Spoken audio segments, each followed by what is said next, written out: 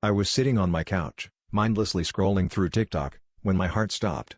My face flashed on the screen, but it wasn't my name under the photo, and the bio described a life that wasn't mine. A dating app profile. My stomach twisted into knots as I read through the details: a different city, a different job, an entirely different existence. I felt like I was watching an episode of some twisted reality show. Who would do this? And why? My mind raced through the possibilities, each more absurd and terrifying than the last. The next few days were a blur of confusion and disbelief. I confronted my partner, hoping they'd reassure me it was some bizarre mistake. Instead, their face drained of all color. I knew that look: guilt. It turned out they were the puppet master behind this charade. They had created a profile using my photos, crafting this fictional version of me to cover up their own double life.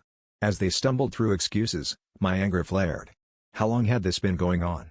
How many lies had they spun around us? I decided to meet the person behind the profile, the one my partner was supposedly seeing. Pretending to be my other self, I arranged a date.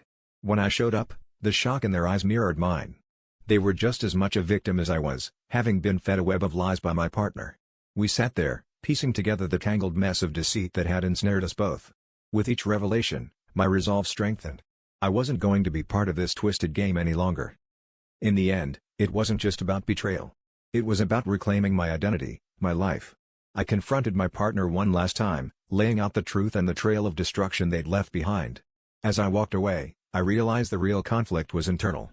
I had to learn to trust myself again, to rebuild from the fragments of the life I thought I knew.